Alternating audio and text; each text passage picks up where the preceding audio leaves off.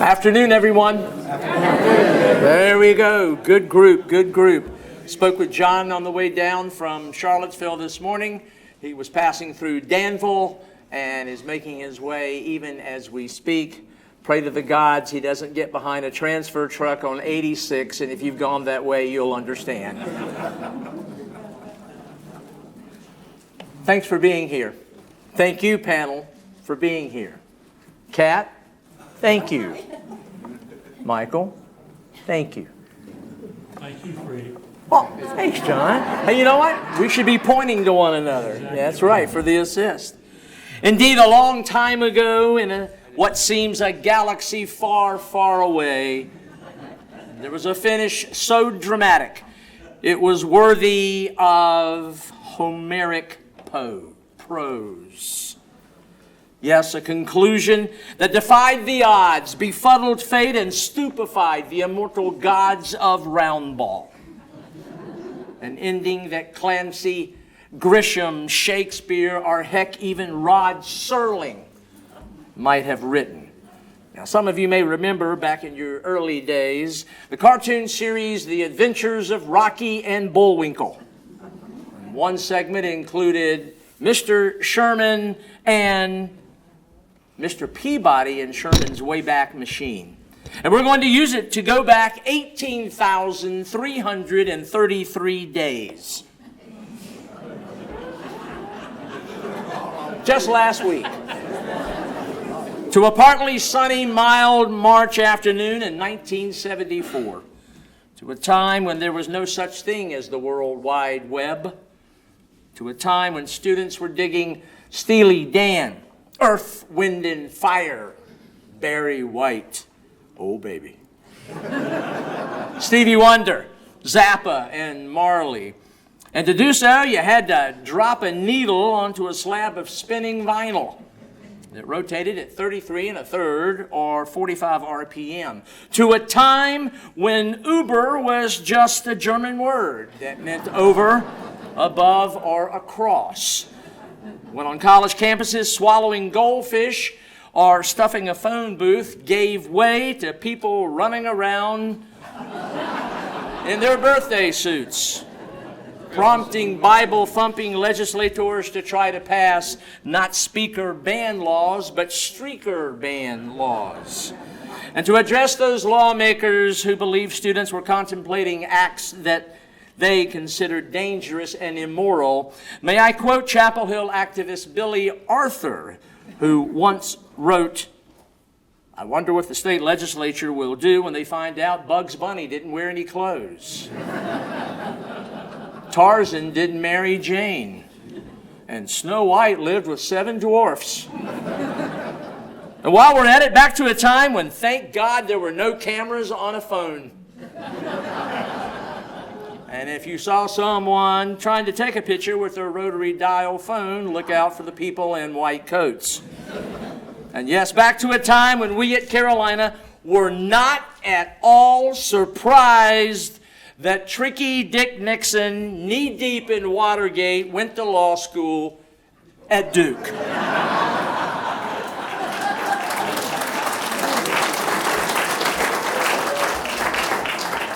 And if you can read this quote, for those of you in the back of the room, please forgive me.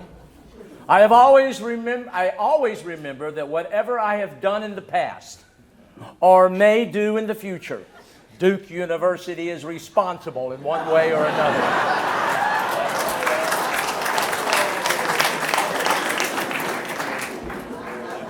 I love that part.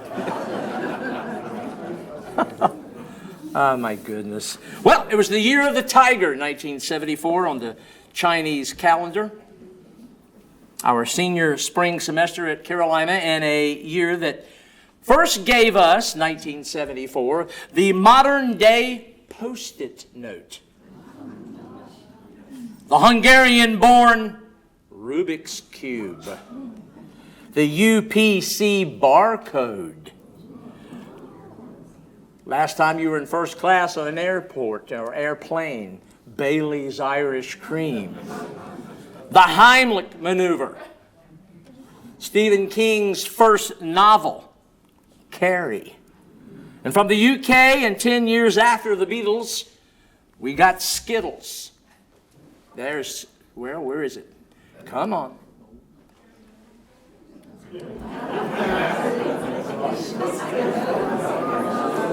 Hit the button. There's Skittles. There we go. We were just trying to tease you a little bit. Shot who? Ah, gotcha. Well, and we should be also known that the year would bring about stupendous things for on the 2nd of January of 1974, President Nixon mandated a nationally imposed 55-mile-per-hour speed limit. And on the 13th, and on the gridiron, the Miami Dolphins defeated the Minnesota Vikings 24-7 to win Super Bowl number 8. And on the 16th of that month, Peter Benchley made certain that you never wanted to go in the water again with Jaws when it was published. The next day, Joni Mitchell's Court and Spark was released. And on February the 4th, 19-year-old Patty Hearst was kidnapped. 3 days later, a flick to offend everybody. How in the name of God it was made, and it would never have a snowball's chance in hell today. Blazing Saddles. On the 17th, the King, not Elvis this time, Richard Petty became the first driver to win back-to-back Daytona 500s. And on the 27th, the first issue of People magazine. That's Mia Farrow. As March came in like a lion, CBS's All in the Family was the #1 show in America. And the #1 box office smash was a movie that many from Duke went to after the occasion that we're celebrating today, The Exorcist. That week, Billboard's #1 single was Terry Jack's Seasons in the Sun. Does anybody have that record? How did it get to be #1? And the #1 album, Bob Dylan and the Band's Planet Waves. And then on the heels of all those crazy events came March 2nd. Again, 18,333 days ago. It was a mild spring-like Saturday afternoon, as we made mention. And in Carmichael, it was senior day for Bobby Jones, John O'Donnell, Ray Height, and Darrell Elston. The opponent, the 10 and 14 Duke Blue Devils, who made the 8-mile journey to face on regional TV the 4th nationally ranked Tar Heels, who were 20 and 4. And though 4th in the nation, were 3rd in the intensely competitive ACC behind NC State and Maryland. Remember, folks, back then, the last line of the school fight song didn't end with Duke. Remember, it ended with State. Exactly. Now, today, through a radio call, coaches, film, and stories from these fine folks on my left, we're going to take you back to that Saturday afternoon. And please welcome, as they were back then, on March the 2nd, 1974, and I have been asked by folks in the back of the room who are seated in Chatham County that when your name is called, if you would please rise so that they can see you, it would be appreciated. Hailing from Goldsboro, North Carolina, Dick Badur.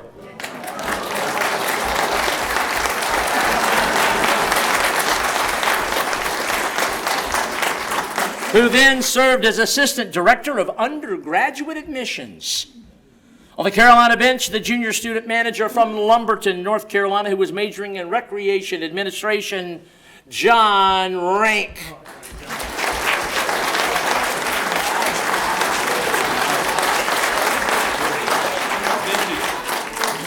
I hope you checked out the fashion. Now, the two in uniform that fateful afternoon. First, the man whose post-school ambition was to teach high school English literature or coach college basketball. The defensive stalwart whose favorite male actor was Al Pacino. His favorite food was milk. I repeat, milk. From Columbus, Ohio, the sophomore weighing in at 164 pounds and standing 6 feet even, number 14, Dave Hanners.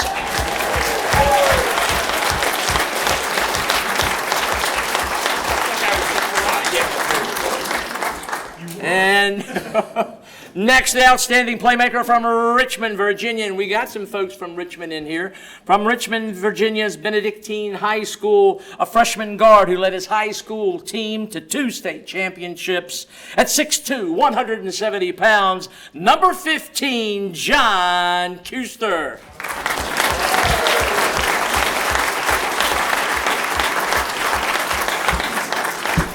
And finally, a then third grader at Vandora Elementary in Garner, North Carolina. Under Miss Ross's tutelage, he hoped to be a photographer or an archaeologist. Please welcome John Baer. There he is.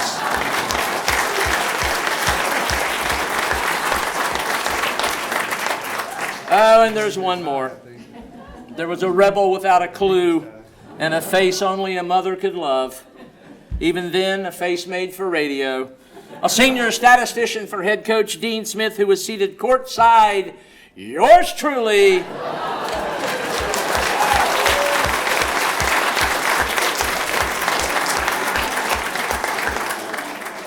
Aye, aye, aye. That wasn't a bow tie, it was a propeller. All right. Before we get to the radio call and footage, however, we're going to start the spinning of stories with the then athletic assistant director of undergraduate admissions and future athletic director of Carolina, Dick Bedour. Dickie, 2 of the central figures in what we're reliving today and will be central to us in our storytelling were head coach Dean Smith and, of course, number 24, Sweet D, Walter Davis. To set the scene, how did these 2 get here in the first place? Thank you, Freddie. Can I come over here? Please. Thank you. Thank you.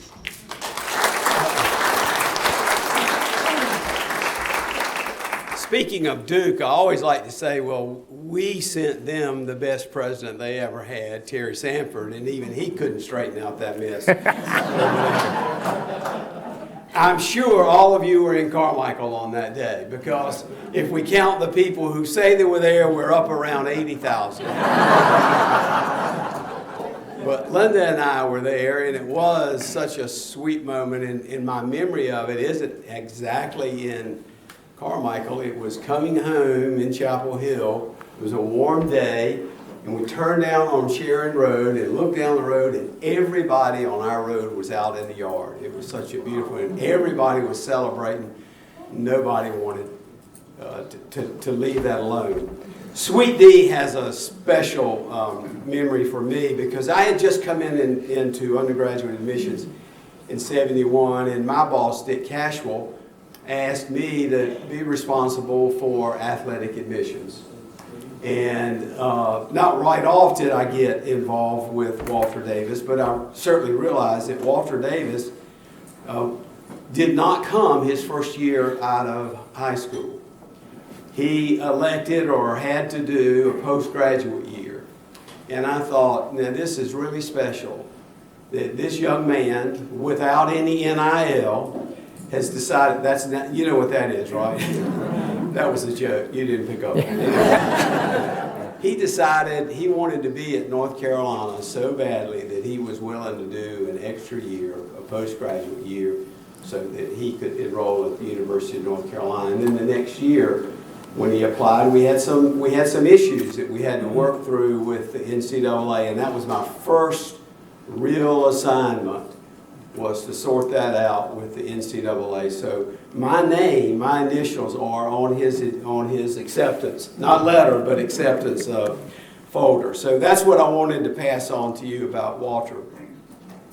But my real story deals with Coach Smith. And we all know of the culture that he built here. We all felt that. We continue to feel that. Do things the right way. Academic achievement, commitment to loyalty, and that sort of thing. But what I want to focus on a little bit is a gentleman who, in essence, made that possible for the University of North Carolina, and that's Chancellor William B. Aycock. William B. Aycock was born, I'm going to give you too much of his background, but you need to know a little bit about him. He was born in Lucama, North Carolina, at the time a population of 300 in Wilson County. He then moved to Selma, where his family had a farm, and he went to NC State, not because he was interested in farming, but because NC State had the teachers' eligibility program at the time. You could, if you went and graduated and agreed to teach, that you could have your tuition excused. So that's the reason he went to NC State. He was president of the student body, won that vote by 80%, which has never been matched, I'm told, and he was number one in his class at NC State. He did teach in Greensboro for a year or two, and then went into service. He went from being a second lieutenant to being a colonel in charge of an infantry battalion under George Patton's Third Army, and fought in the Battle of the Bulge. And was decorated, as was his unit decorated. He was discharged in Mississippi and got in his car and rode to Chapel Hill, rode all night, and had a Saturday morning appointment with the dean of the law school. And he said, I want to go to law school. And the dean said, well, you're late. You're about a week late, and we can't do that. And Chancellor Aycock then said, well, I promise you, if you will admit, he had his credentials, number one in his class. I don't think they had an LSAT then. And the dean said, you're certainly qualified, but I don't see how you could catch up. And Aycock said, well, if you will admit me, I promise you on Monday I'll be caught up with the rest of the class. And the dean said, well, you don't have any books. And he looked around, Aycock looked around and said, well, you got plenty of books here. You must have the right ones. Will you lend me your books? And the dean was so persuaded he allowed Aycock in. Aycock graduated number one in his class, editor of the Law Review. And he is the only person that we know of who walked out of graduation as a student and came back in a different door as a professor in the law school. He went right in, and he was absolutely the most popular professor maybe the law school's ever had, certainly one of the greatest teachers. And then in '57, his classmate, Bill Friday, calls him up and asks him, we want you to be chancellor of the university. And Bill Aycock says, well, you know, I just really want to teach. That's what I've wanted to do all my life, but if you say so, I'll take my turn. I'll take this opportunity, but I want to come back and teach. So in '57, he was appointed as chancellor. Now, parallel to some of that, what is going on, as you know, we won the championship, national championship that earlier spring in '57. And then we have the Dixie Classic issues, and then we have some NCAA issues surrounding recruitment and extra benefits associated with Coach McGuire. And Chancellor Aycock is not a fan of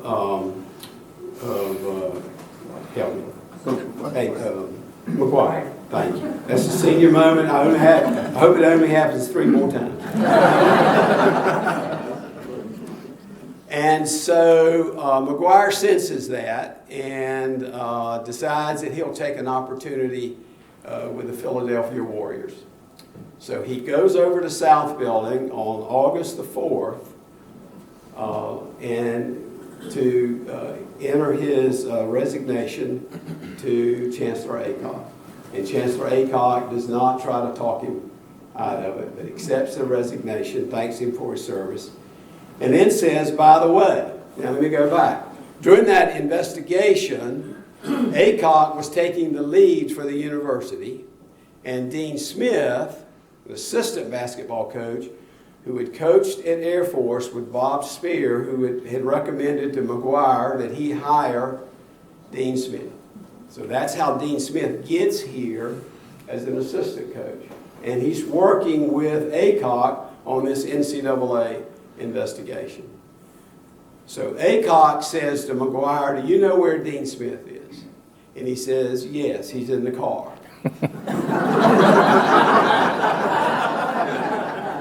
He brought me over here.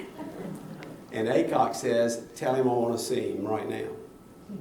So Dean Smith comes in, and Acock, after they exchange hellos, says, "Do you want to be the head basketball coach of the University of North Carolina?" And Dean says, "Yes, I will." He's surprised. He says, "Okay." Acock says, "Okay, I'll have a contract here for you on Monday. If it suits you, then you come by and sign it, and here we go. And by the way, here's what I'm expecting of you. I'm expecting that you will recruit good boys to come to the University of North Carolina. I'm expecting that they will graduate. And I'm expecting that they will represent and that you will represent the University of North Carolina in a first-class way.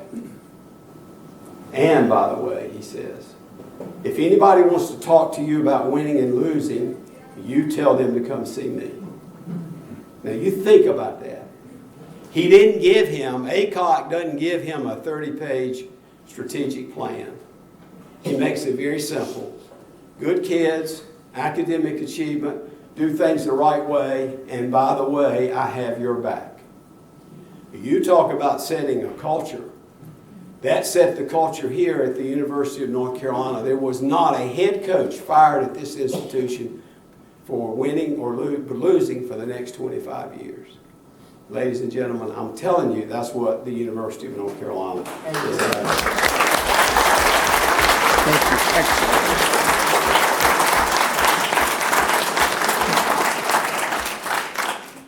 Okay, we're going to cut to the chase. Thanks to the current voice of the Tar Heels, Jones Angel, we have the Tar Heel Sports Network radio call from the then voice of the Tar Heels, Woody Durham. Now, what you're about to hear will cover more than just the last 17 seconds of regulation. We're going to use Woody's call of essentially the last 51 seconds of regulation.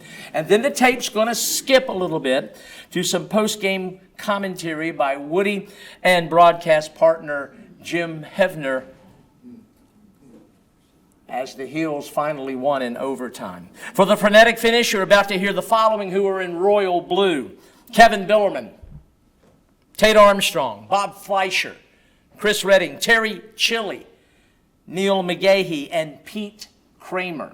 And those in home white with Carolina blue trim, you're going to hear the names Daryl Elston, Ray Height, John Kuster, Bobby Jones, Ed Stahl, Mitch Kupchak, manager Greg Miles, Dean Smith, and yes, Sweet D. Walter Davis.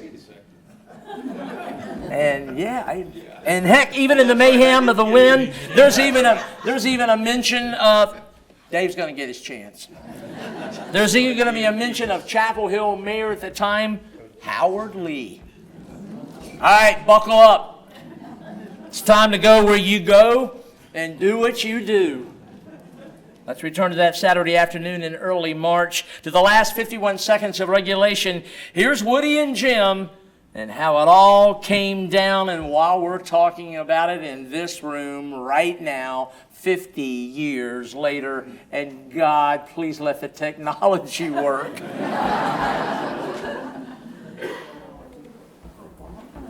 Now to Kevin Billerman with 1 minute to play, 84-78.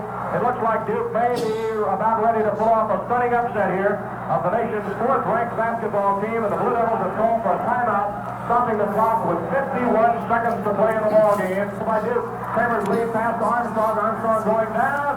Elston fouls him. Armstrong takes the spill. Elston fouls him. That's his fifth. Bell is fouled out of the ball game, and that will just about do it right there. 84-78. Armstrong going over the line. Elston and the outside by Kuster's no good. Foul inside is on Fleischer. It's 86-78 with 17 seconds left to play. Duke is leading by 8. Foul on Fleischer with 17 seconds left. Next free throw is up and good also. It is 86-80. 6-point Carolina Duke lead over the Tar Heels. Fleischer to make the inbound play. Bounce to the air. Recovered by Walter Davis underneath the Kuster. Layup is good by Kuster. Tar Heels get a timeout. stopping the clock with 13 seconds left to play in the ball game. So hold everything. The Tar Heels get the clock stop, 13 seconds left. It's 86-82, and so Jim, people that were leaving, it suddenly stopped in the exit. Fleischer really did not make a very good inbound toss. He was trying to bounce the ball off the leg of the Tar Heel. He actually, but he didn't see any of his men open. He was trying to buy time by bouncing it off Edgestall's knee. When he missed his knee, Walter Davis, of course, picked it up. In that situation, when there's nobody open, inbound play. 13 seconds left. It's 86-82. Fleischer will make the inbound play. He's running the baseline. Tried to bounce it in. It was knocked away off Armstrong. Under control. No time. He left off the clock. Walter Davis was the guy who knocked it away off Armstrong. Walter Davis inbounds the ball. The stall back to Davis. Jump shot behind the glass. Will not go. They battle for it inside. Jones has got it. Putting up the two. Timeout. Timeout taken. It's 86-84. Carolina has stopped the clock with 6 seconds left to play. Let's pause 10 seconds for sake and identification. Redding bounces the ball into Kramer. Kramer double team. Gets it off. We got a whistle and a foul on Kuster. Stopping the clock with 4 seconds left to play. John Kuster took the foul with 4 seconds left to play after Duke got the ball inbound. 86-84 is the score. 4 seconds are left. 4 seconds left. Kramer shooting 1 and 1. The crowd comes alive. Kramer's three-throw is up. It's missed. Charles gets the rebound. Carolina gets caught out with 3 seconds left to play in the game. What a finish, Jim. Woody Smith not leaving anything. Here.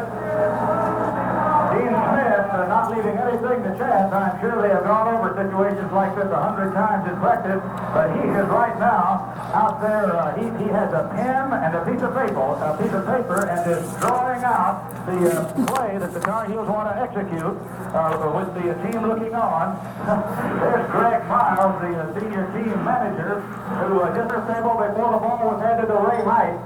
Now he sees that they're going to put Redding down. Ray Height would have gone to the baseline to make the inbound pass, but they put Chris Redding down there. That's Ray Height at 6 feet against Chris Redding at 6'10". So Kupchak is going to make the inbound play. McGahee is countering and putting Terry Chili into the ball game. Chili is a 6'9" sophomore, and he's backing Redding up to try to defensive play now. Armstrong is going to come out of the game. What they're going to try to do is prevent the long full-court pass. Duke is. All right, 3 seconds left. It's 86 Duke, 84 Carolina. Kupchak will make the long front-court pass. Gets it to Walter Davis. 2, 1. Walter takes the shot.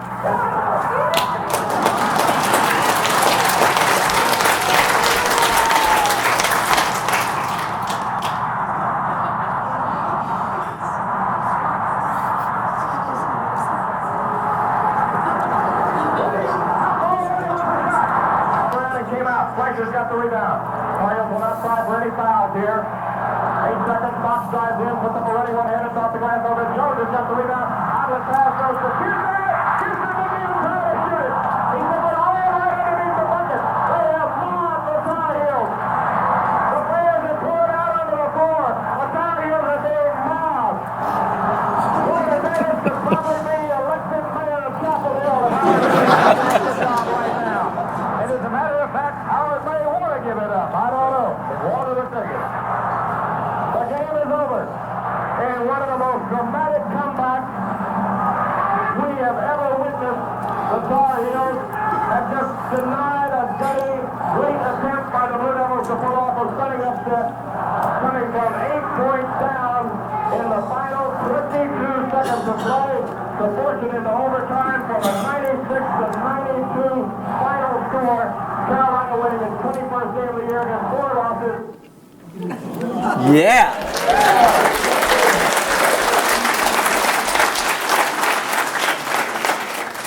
Keep one set of fingers crossed, because now we're going to try to show you some audio and visual.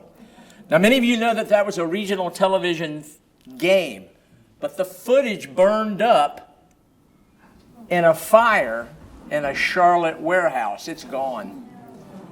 But some footage survives, and we got it.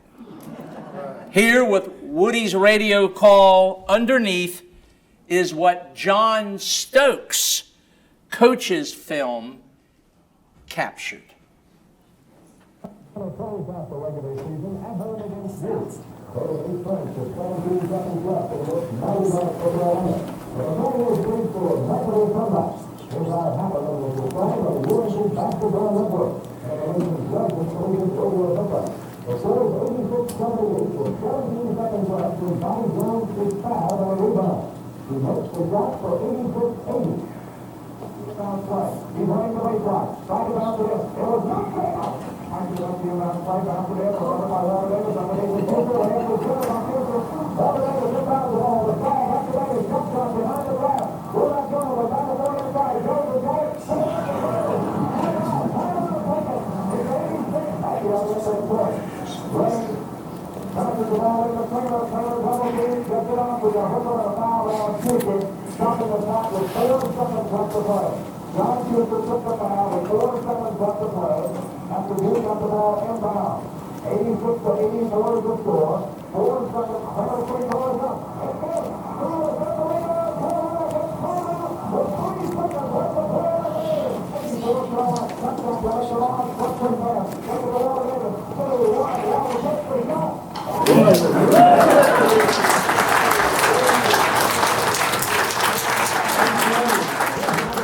On 3, we're all going to say unbelievable at the same time.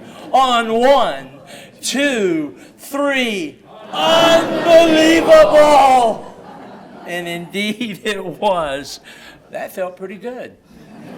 All right, with all of us now fired up, here's our game plan for the rest of our time. We've got about 56 minutes. We're going to turn to our guests for their comments, reflections, stories. And if a question pops up at any time, throw your hand up and we'll get it up to these guys because they've got stories to share. And your questions will trigger more stories. Okay, John, Q, Dave, John and John, the ball is in your court. Who wants to take the first shot at spinning a story? You're on. I'll go first. All right, John Rank. I look for a pair of check pants. John, let's just make sure for everyone. Can you hear? Is it better for John to be seated or stand, or what's best for you guys? Okay. Can you hear? All right. Thank you. I wanted to find a pair of pants in honor of Chi-Chi. Because I don't know, Chi-Chi and I both love those bell bottoms. You know, my memories of the ball game, I was on the end of the bench just trying not to lose anything. Home games are pretty easy. We got to watch the game. On the road, we had to do Freddie's job as a statistician. And the other stats that would keep at home, we did them on the road, Chi-Chi and I, and Danny Veazey. For 50 years, this ball game has inspired me. How can you ever give up until the horn goes off? Whether it's work, whether it's marriage, whatever it is, on the golf course. You know, you want to win that last hole. But I just got a couple of real quick stories about Coach Guthridge, Coach Smith. When I was a freshman, there were 26 of us that interviewed as a manager. And there were 3 of us that got chosen. And we had a ball game in January, freshman game. We had pregame meal at Chase Cafeteria. I was living in Lewis dorm. I overslept. Breakfast was at 7. I was in Carmichael at 10 after 7, coat and tie on, ready to go. Coach Guthridge walks around the corner, and he says, what happened? I said, I overslept, cut off 2 clocks, and went back to sleep. I said, I won't happen again. He said, well, don't come to the ball game this afternoon. Don't come in the gym all next week. He said, go to class, and I guess you need to sleep because you must be tired. But he said, make an appointment with Coach Smith and I for the following Monday to sit down and discuss whether you're going to be a part of this program or not. Now, that was in January of 74. So I retired in 2013, and I think I'd taken my watch off 2 years before that. But I always kept my watch 10 minutes fast. I brought my granddaughter with me. We rode around campus. We were here by 20 after 12 today. I will sit in the parking lot. That's the nice thing about this. You know, you don't need to carry a book. You just entertain yourself sitting in the car waiting for whatever you got to do. But I will not be late. I promise you. The other story I want to tell you real quick is about Coach Guthridge. And, you know, Coach Guthridge was meek, mild. You know, he went after a couple of officials and went after Lefty one time. But freshman year, we're playing in Durham, playing Duke. Kevin Billerman draws 3 consecutive offensive fouls on Donald Washington.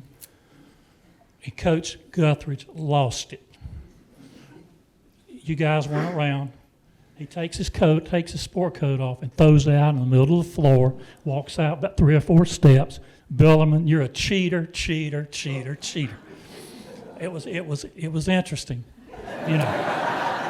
Now, the games were not videotaped then, not the freshman games. You know, there's no record of it.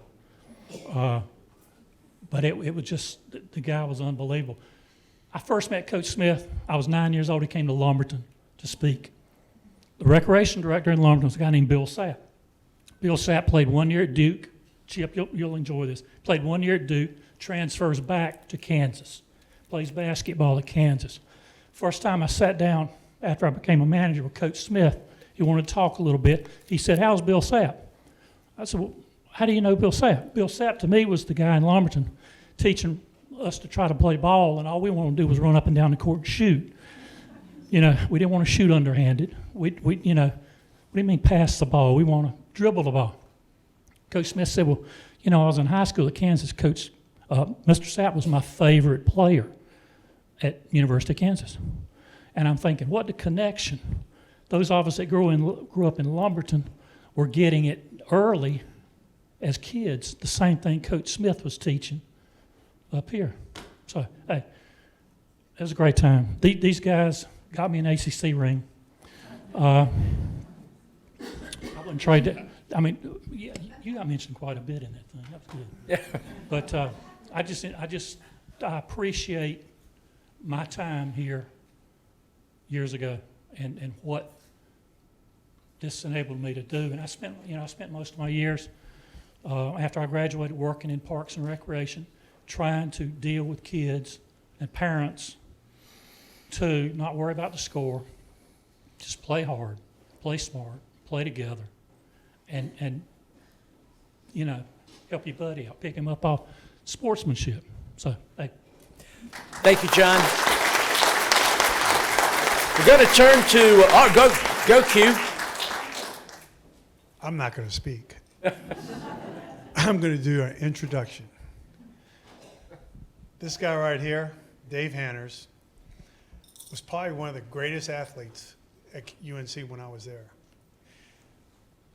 The way I described Dave when I saw him play for the first time was I was a senior in high school, and I came and I saw the JV play first. And all of a sudden I saw this one guy wearing 14, the number that I wanted, but he had it. And I watched him guard 5 guys at one time. It was the funniest thing I've ever seen. I mean, he was like a boom, boom, boom, boom, boom. He could guard and defend like no other. And plus, he was strong as a bull. But one of the blessings that I've had, I've known Dave since we've been in college, is we not only were teammates at Carolina, we became assistant coaches in the NBA. And to have watched him and see his knowledge, it's incredible what kind of coach he, you know, to me, he's probably one of the greatest assistants that didn't get the chance to coach on the college level as a head coach or the NBA. But I'm also going to tell you, sometimes he has amnesia. And I'm getting ready to give him the mic because here I've been back in the last 11 years and plus all the times that we've been together.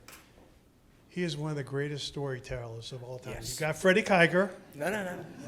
Right there with him is Dave Hanners. So let's give Dave Hanners a big... Yes.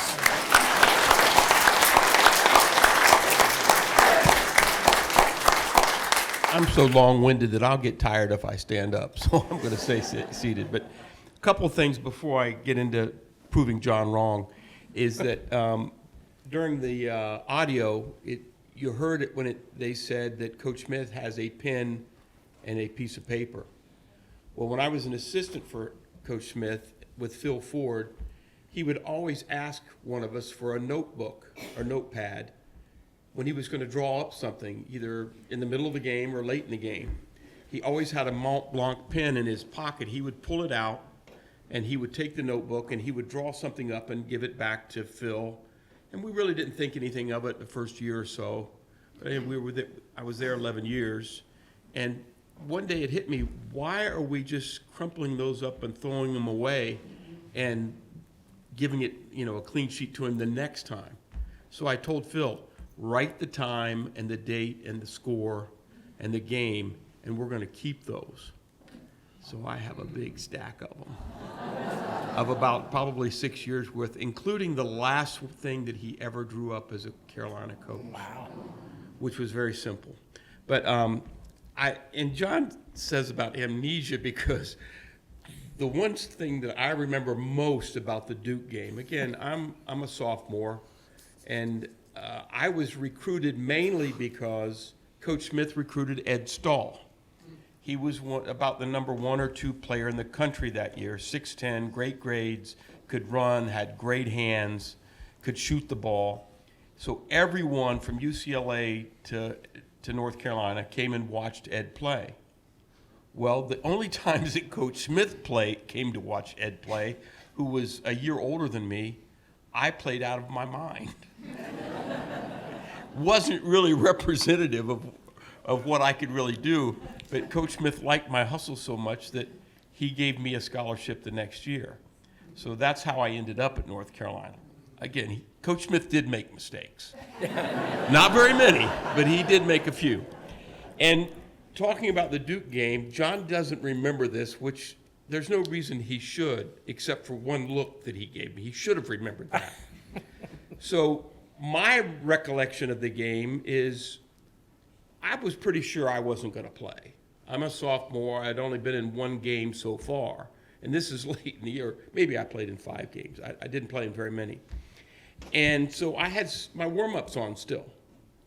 And you remember between the 51-second call, it jumped to 17 seconds on the video or on the audio, and they said, Kuster enters the game. Well, really, that should have been me.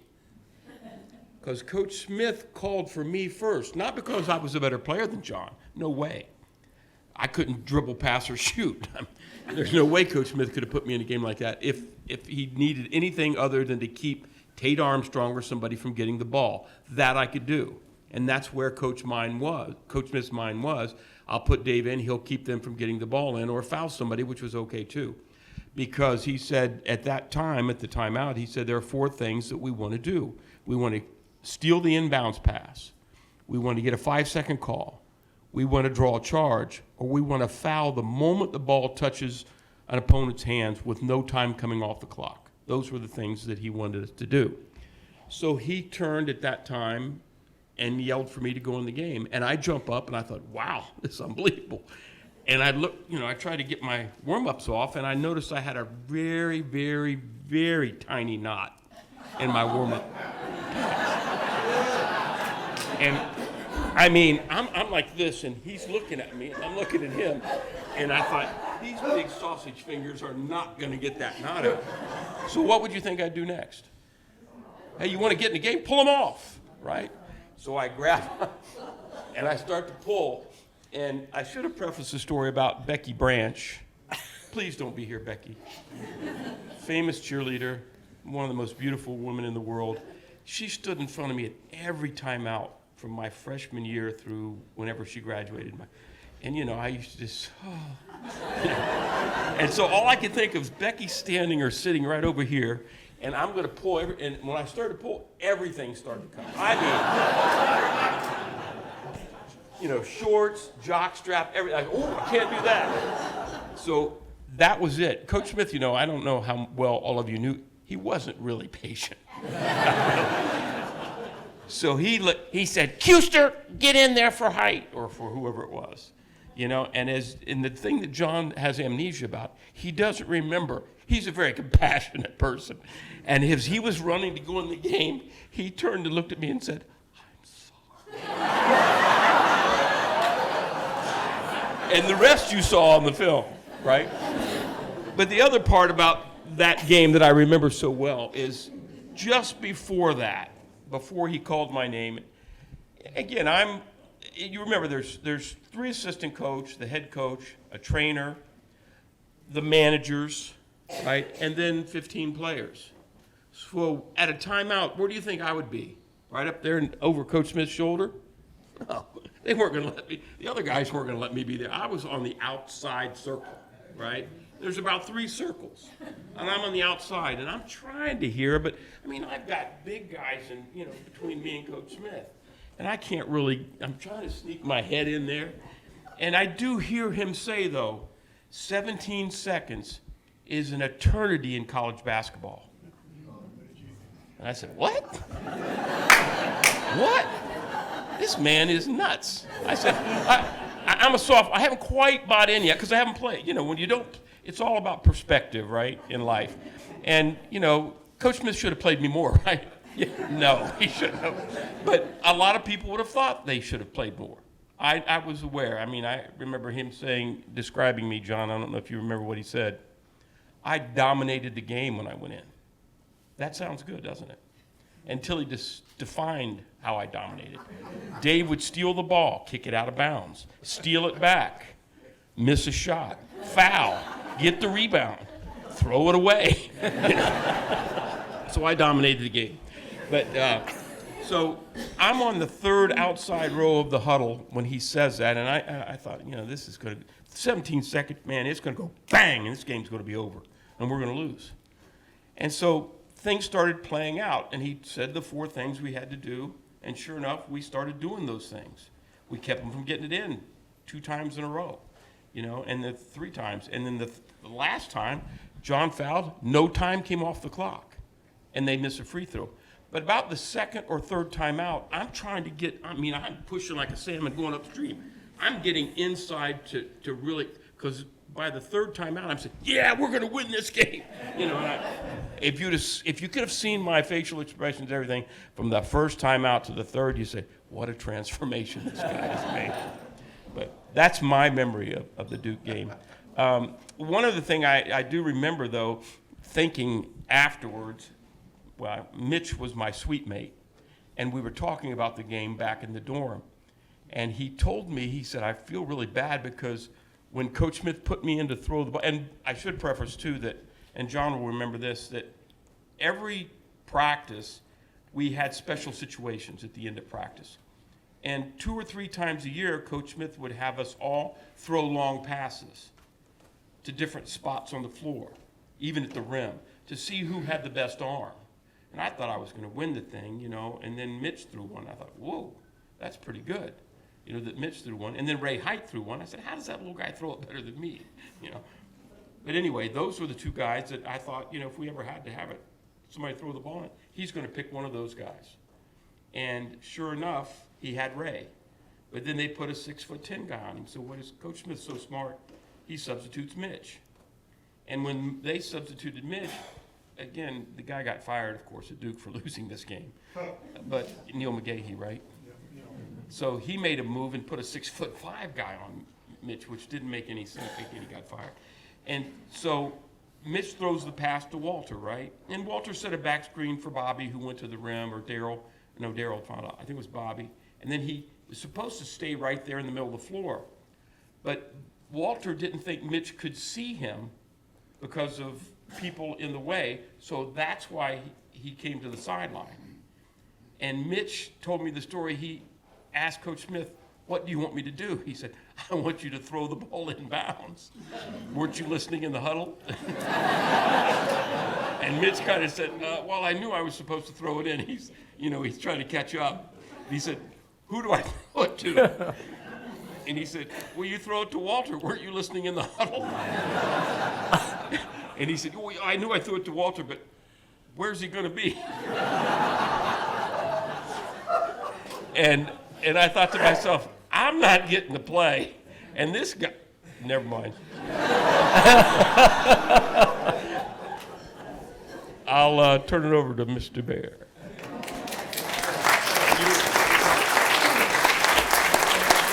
You know, one of the things that Dave brought up, a great point. We've done this a number of times in regards to talking about being down 8 with 17 seconds. But he brought up a great point. This is Mitch Kupchak, who took the ball out of bounds. And he got all the way down to the basket, you know, right there. Now, it's amazing how he sprinted from one end to the other. But obviously, my recollection of the events that occurred in me getting into the game are totally different. But we have had more fun talking about it. And before we talk about the exact details, it's incredible, you know, having had the opportunity to play at North Carolina, especially for Coach Smith, having coached on the college level and the NBA. We use as an example, even in the NBA, being down 8 points with 17 seconds and telling people, say, listen, guys, there's no question, you're never out of a game. And you see in today's game with the three-point line, everybody, really, truly, you're never out of a game, as you can see some of the NBA playoff situations. But, you know, really, when Coach did put me in the game, in all honesty, I never knew the impact as time went on, what this has meant to me personally. I'm not gonna lie. Listen, this has been 50 years ago, and we're still talking about this game. I mean, it's incredible. But the way I remember it,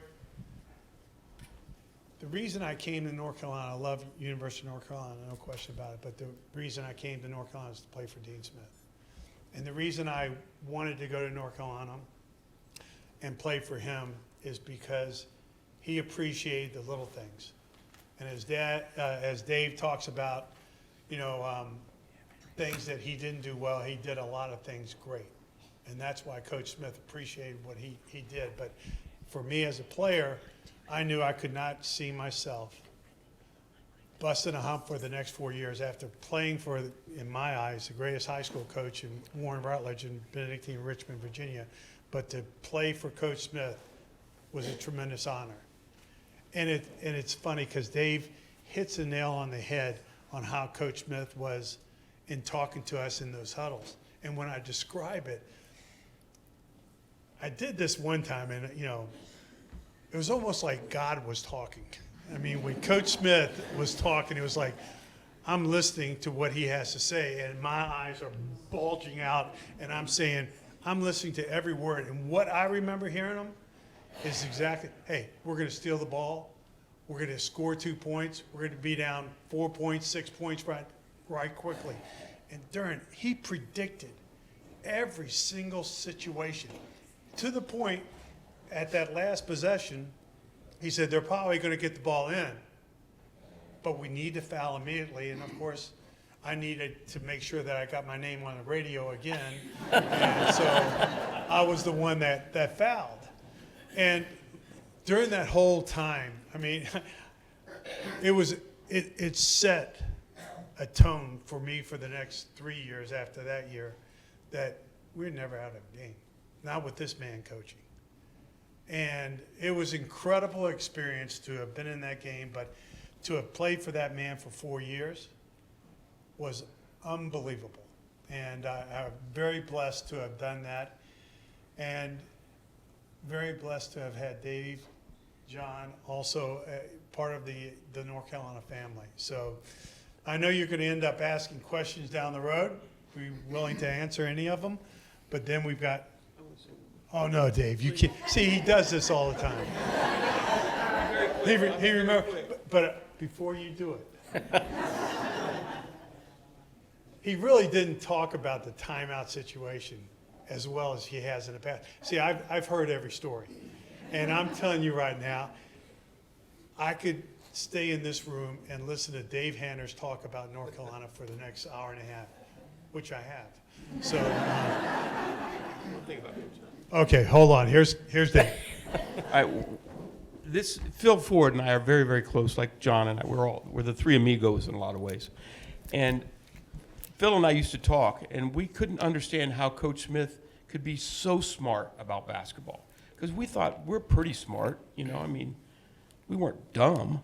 And I mean, I've been around, I worked for Larry Brown for 10 years. I was around Greg Popovich with the Spurs a lot, Coach Williams. I mean, all the great names in basketball, I've been around them and know how they think. And everybody always says, well, who's the greatest coach of all time? It's not close. There's no second. I don't know who second would be. And he's so far from first.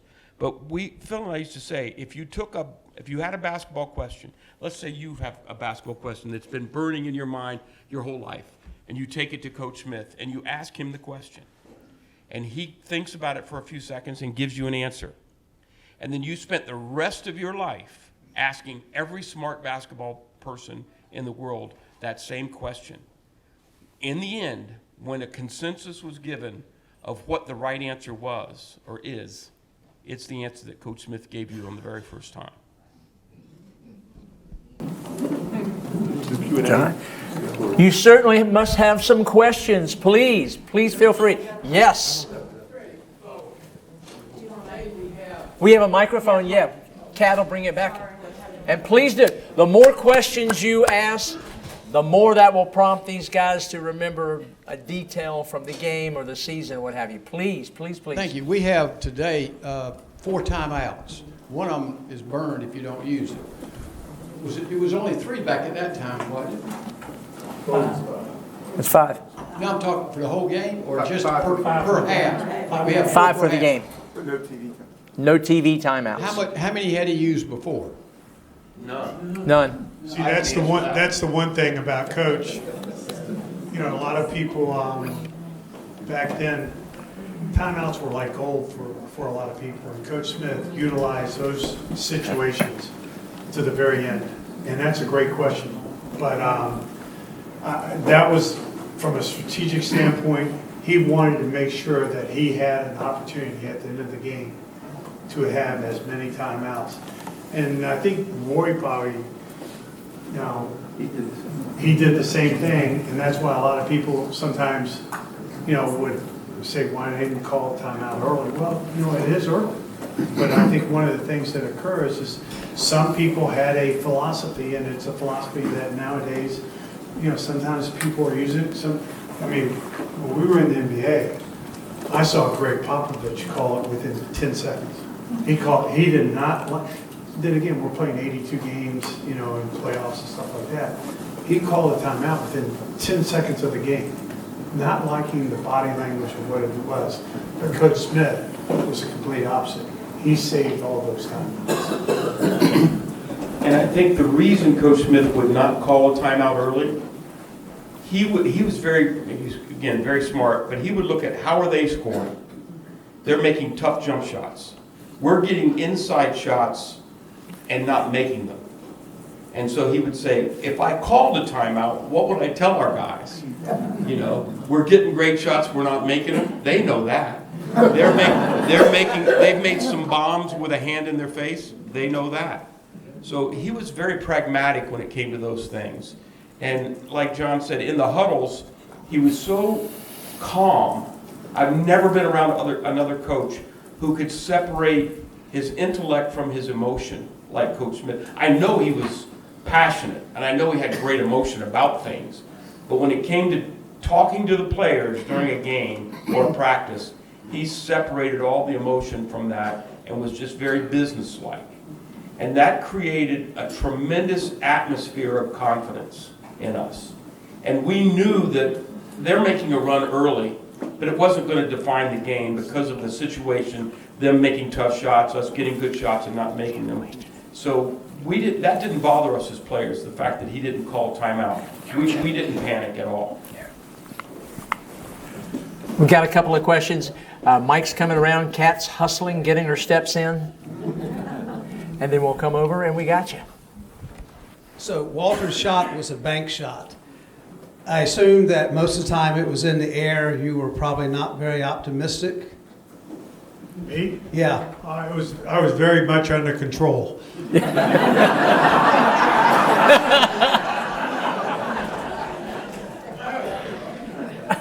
I was like a little kid in a candy shop. I was jumping up and down when he made it. We laughed because the next day we had practice, and we said, all right, Walt, make this shot. He was about 10 feet short. He didn't come close. It's amazing the way we described Walter when he was, as he was my teammate, and this is where Dave was great. Walter was my class, okay? He was recruited in my class. He was recruited in Dave's class, so of course I got the better end. How did I get the better end of a lot of things? I tell you. But I'm still trying to figure that out. But it was funny because in pickup games, you wanted Walter Davis on your team. And because of shots like he makes that, shot at the hash mark, tie the game, Walter was incredible. He was one of the greatest one-on-one players of all time. And he proved it when he went into the NBA because I'll never forget, I was playing for the Kansas City Kings and, Walter was playing well for the Phoenix Suns. And so I had him over to my house and for 4 years in the NBA, or college that is, we had steak, baked potato with one slab of butter and some honey and green peas. That's our pregame meal. When I got to the NBA, it was hot dogs, hamburgers, French fries. I went, how can you eat like that? But I had Walter over and I said, well, we're going to have steak, baked potato, green peas. So I fixed him dinner. We had a great meal. He said one thing to me. He said, John, don't be intimidated by the NBA guys. We can play with any of those guys. So you played against all those kind of guys. And I remember him having a great year. He got Rookie of the Year. He was amazing. But the next night after we had that steak, baked potato, green peas, he faced John Havlicek. Scored 45 on him. Whoa! That's how talented Walter was. And then we added, what was the guy's name? Ford? We added that other guy. and the train just kept moving on. And also. Have another question. Kat's on the way. While she's doing that, I will We say got you. that Walter There you gave me are. my nickname. My nickname is Hammer. And you can imagine it's because I fouled a lot.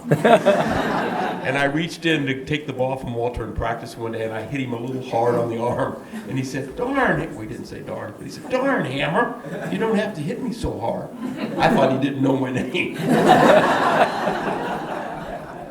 want to thank y'all for doing this. I remember I lived in Winston, and I had the privilege of going to many, many, many open practices. And I'd sit back, you couldn't sit lower, you'd sit higher where all the big donors sit. But it seemed like that y'all practiced as hard as you played, because there was a lot of competition going on the court. I'd like to get your comments on that.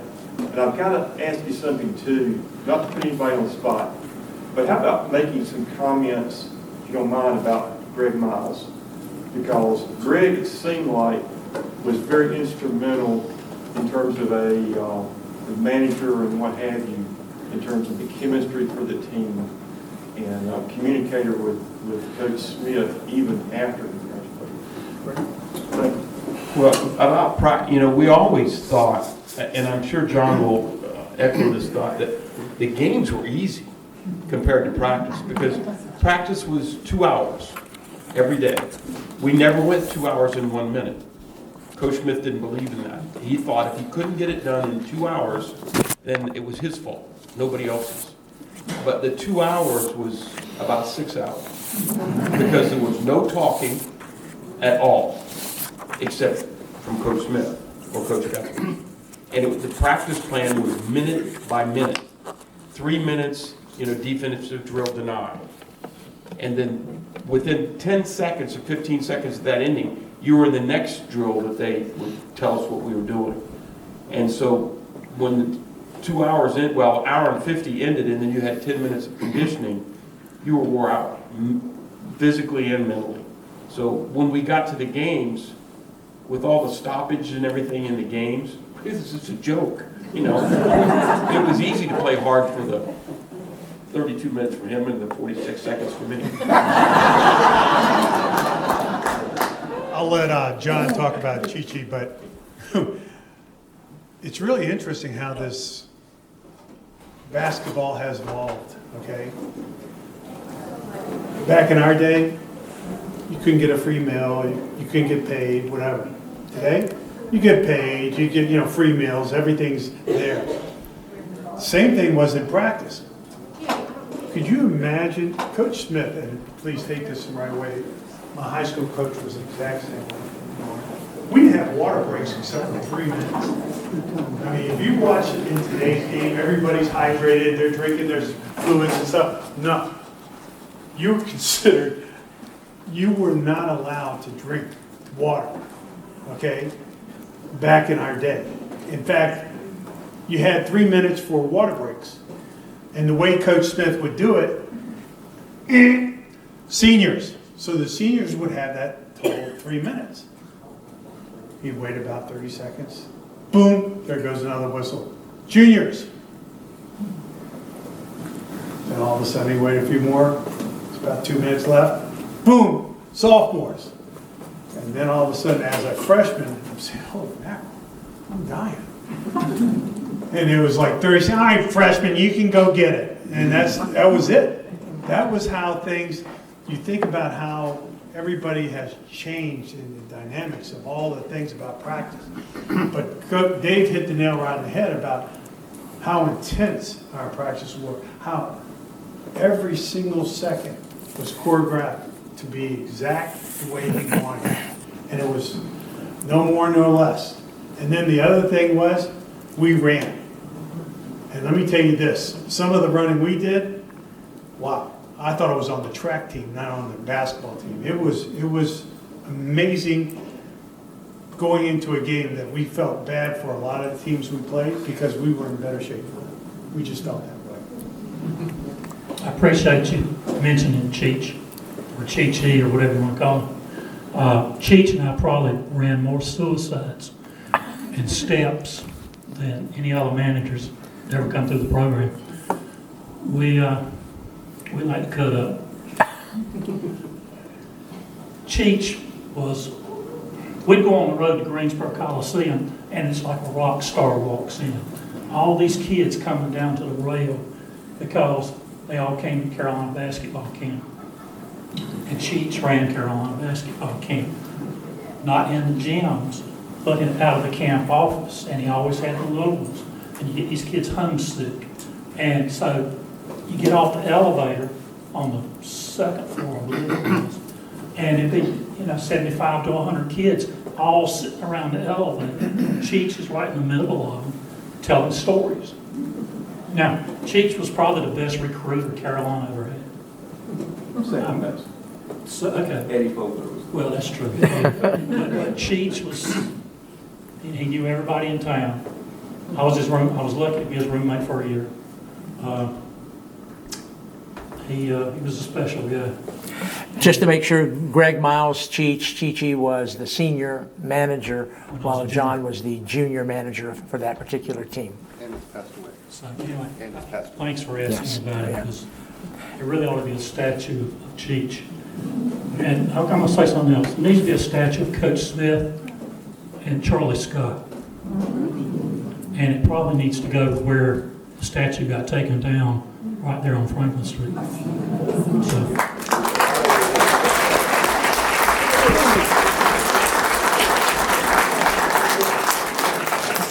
And you know, we should mention before our next question, forgive me, we lost Cheech. Of course, we've lost Coach Smith and Coach Guthridge, Ed Stahl, and then, of course, Sweet D in the recent past. Good people. Good people. Question, please. I have three quick memories of Coach Smith, 1968 and 1969. My son went to a basketball camp, and I was on the floor, and I ran up. I got my nerve up to ask Coach Smith if I could get his autograph. The only thing I had on me was a 3x5 index card, and I handed it to Coach Smith, and it says, "Coach, may I have your autograph?" Way up in the left-hand corner of that 3x5 index, he signed Coach Smith. He handed it back to me. He said, "Now get the rest of the players to fill it in." So I think that speaks volumes of Coach. Yep.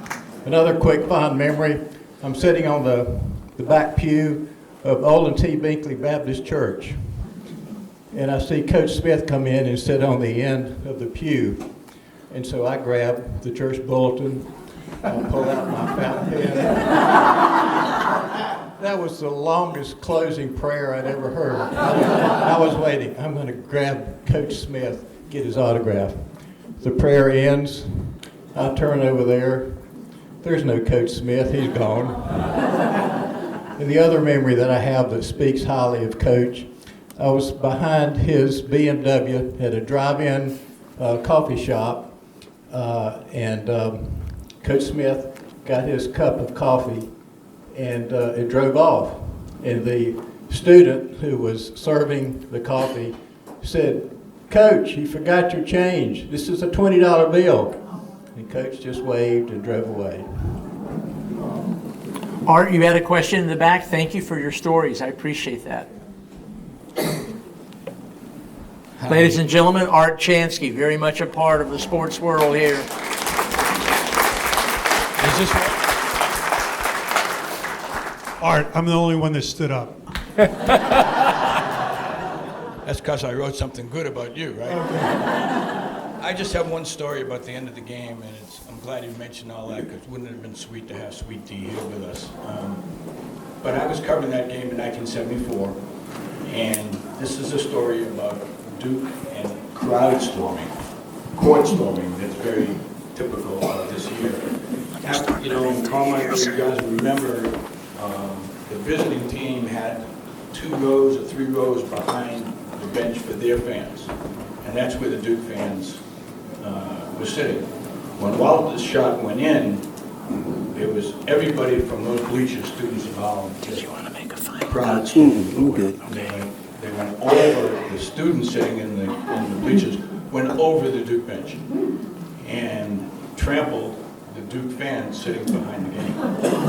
After the game, I was in getting the press conferences, and I walked out with Richard Giannini, who was a good friend of mine. He was the sports information director at Duke. And he came out and he was looking for his wife, Gail, who was sitting behind the Duke bench. And somebody told him that they took her to the emergency room because she hurt her shoulders by all the students that were, and Richard got so mad that he kicked the bleachers, and they had to help him off the This is a true story, and I felt so bad that night I went over to their home in Durham, and I walked in, Gail with her shoulder in a sling, and Richard with his foot in a cast was sitting by the fire. That was, and then I mentioned it to Coach Smith, and wouldn't you know that Coach Smith called Richard on Monday and apologized and said, "Hope you're doing okay." But that's what happened after the game, and that's what Dean Smith would do after such a game. We probably have time. Thank you, Art, for sharing that. We probably have time for maybe one more question, and then we're going to start to begin to close with John Bear and myself wrapping the bow, if you will. Anyone with a final question? Okay, if it's a short one, we'll try to do it, Diane. We'll try to make it work. Please, no, please. there's another game in January, and I was lucky enough to get a ticket to Cameron Indoor Stadium where Bobby Jones stole the pass. Yep. And Becky Branch was in the middle of the court. I was Jim Valvano, and I hugged her, so thank you. You know, there's a second part to the Becky Branch story. So my freshman year, I got up the nerve to try to ask her out.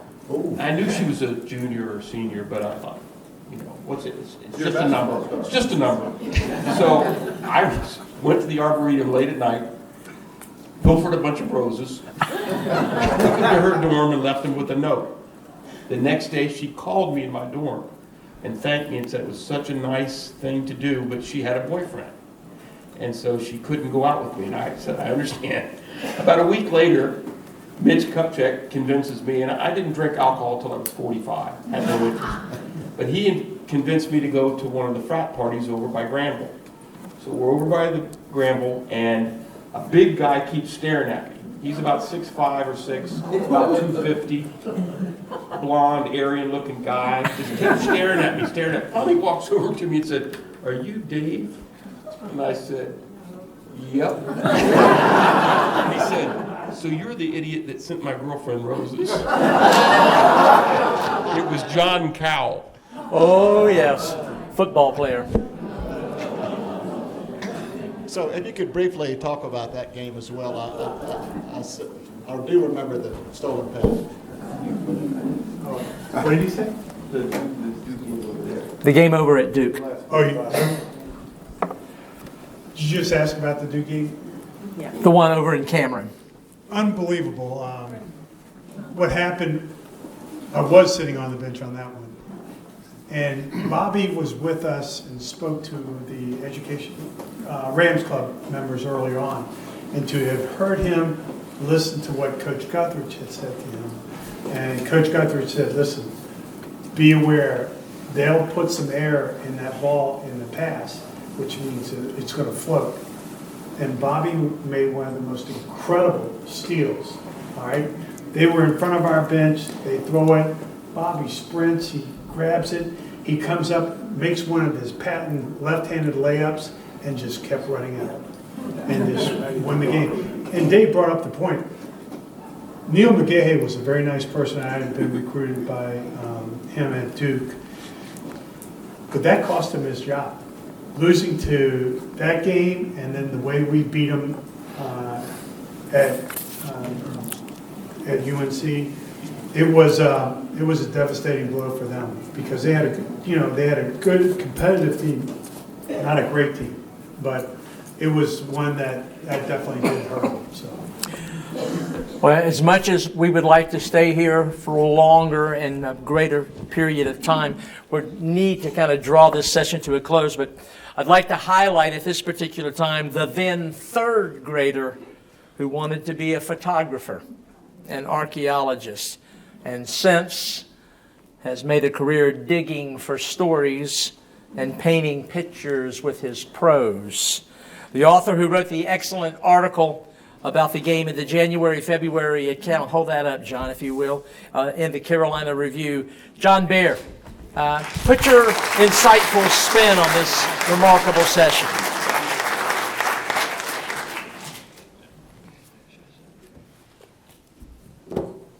I feel like I did when I was a kid and I was sneaking a bar underage. I didn't play in the game. Thank you for putting my family photo up there. That was nice. So I spent most of last year living with this game, and it was one of the great blessings of my life as a writer. And I was curious because as a kid, you hear 8.17 seconds and it becomes sort of a brand, a thing. And over the years, I've been thinking, what happened at 18 seconds and 19? What happened before then to set up this thing? And it was really like pulling the string and the thread, and all this starts to unwind. And to hear Woody at 50 seconds say, well, it looks like Duke's about to pull off this upset, and sort of started going back and all that. So I want to sort of, the experience changed the way I look at Carolina basketball, and a little bit changed the way I look at life, because the thing that was evident apart from basketball was hope. And that word sometimes is negative because people might say hope is not a plan. And some people use hope as a kind of wishful thinking. like I hope I win the lottery. I do hope I win the lottery. But the theologians and philosophers and psychologists, they look at hope different. What they say hope is two parts. Part one is you believe the future can be different. It can be better. And two, and this is the critical part, that your actions can contribute to it. And so you start thinking of it that way, not as wishful thinking. And there's a line in the research that hope is not wishful thinking. Hope doesn't. Hope tells us what to do, not what to wait for. And so the repetition in those special situations and practices. When I interviewed Coach Williams, he said, if you've done it a number of times, you're confident you can do it. So the repetition and the structure of the practice, and then the way you communicate with people, which isn't the Hollywood way of the locker room talk or the huddles, or where the coaches almost sometimes are portrayed as bullies or as geniuses, but to fill people with hope. So part of what is interesting on the basketball side, and I'll come back to the non-basketball side in a minute, is what happens after that. So if it's, if I put on the blindfold and stand out by the goal and throw enough balls in the air, one will go in, that's the one who'll post online, right? But it wasn't a fluke, it wasn't dumb luck, it was the result of a set of behaviors and a mindset that other people adopted. So the hope became collective hope. So you think, well, what happens after 74 if it was a one and done, no more? But then a year later, and Dave Hanners is in these games that he doesn't tell you about at these critical moments, and we win. Was anybody at the scoreboard game against Wake Forest in the 75 ACC tournament? Anybody remember the scoreboard game?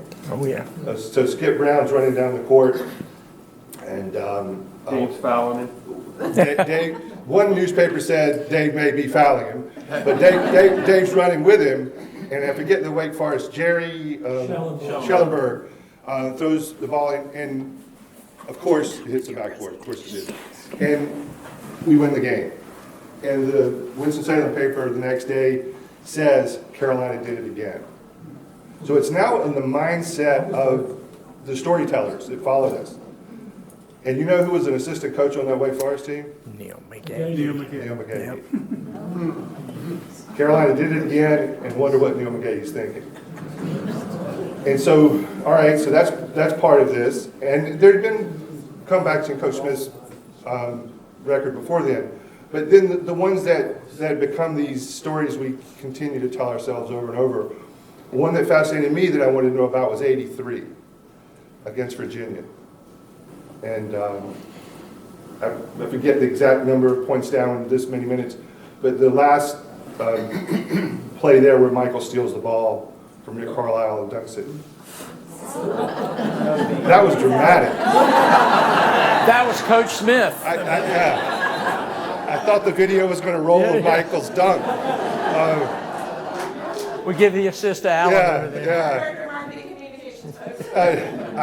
When I talked to Jim Braddock, who was there with Michael, and he said, yeah, Coach Smith showed us tape, not as a fan, but showed us tape of situations before we would go practice them in those special situations. And he showed us that one of the things, it wasn't the only one of the things, was the 74 game.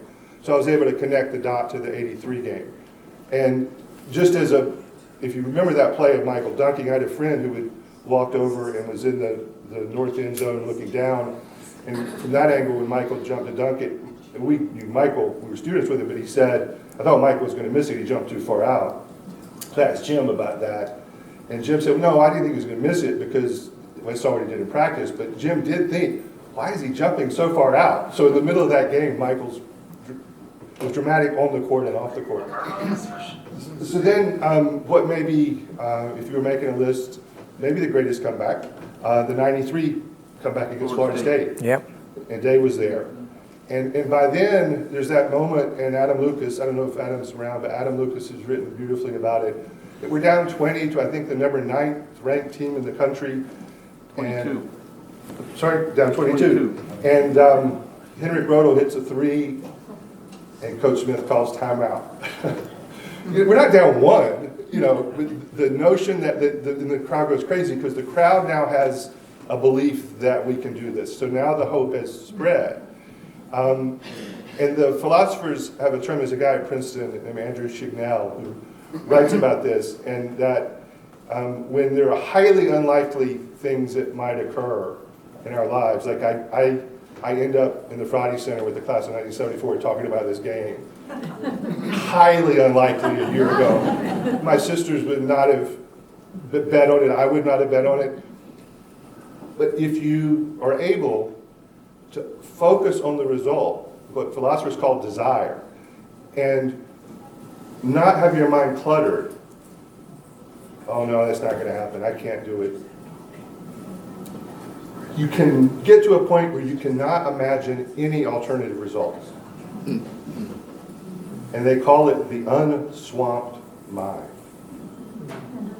So in 74, after 39 minutes and 43 seconds, and it might be you're stuck in traffic, you're late to see your family, it could be a basketball game, it could be life, but things aren't going your way.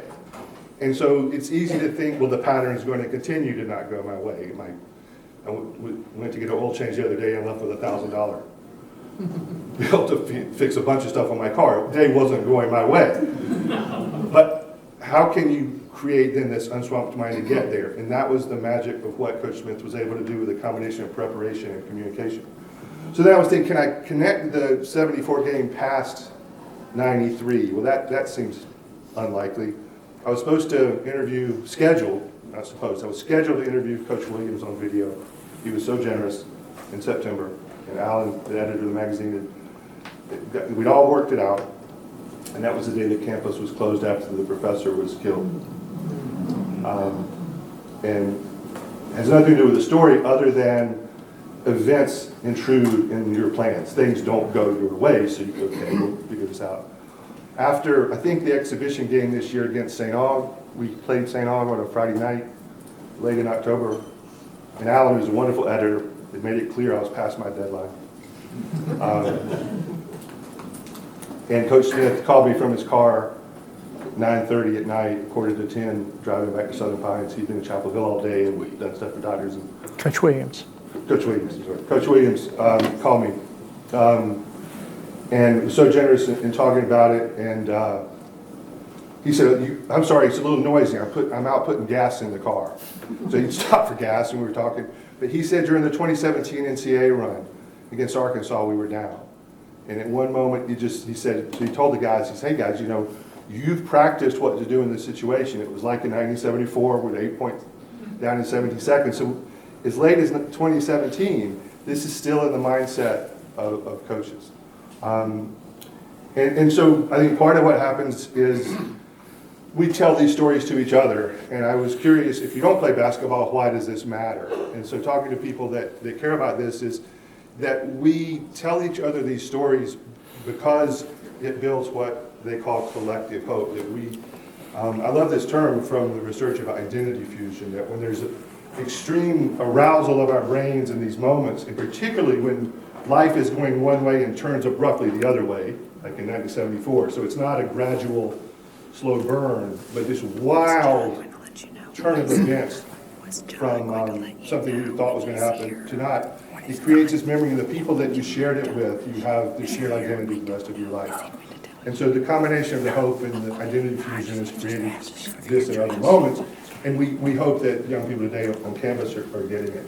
And I want to put in a plug also, again, Alan, who runs this magazine, is here.